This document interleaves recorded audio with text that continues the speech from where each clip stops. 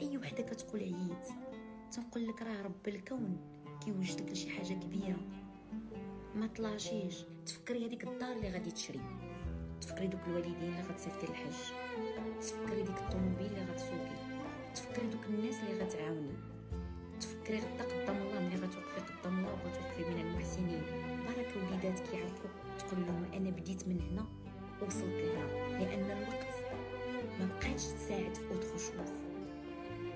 ما بقاش داك النموذج ديال الزوج اللي غيهزك بسنانو وبيديه، ما بقاتش العائله اللي غتحضنك وتحتويك وتدخلك وتكمد عليك وتطبطب عليك وتوقف معاك. ما بقاوش الصحابات اللي غيساندوك، ما بقاوش الاولاد اللي تعولي عليهم.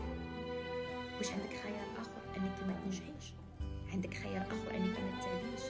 عندك خيار اخر انك ما تضربيش تماره؟ ما عندكش. عندك غير تنجحي، يا اما تنجحي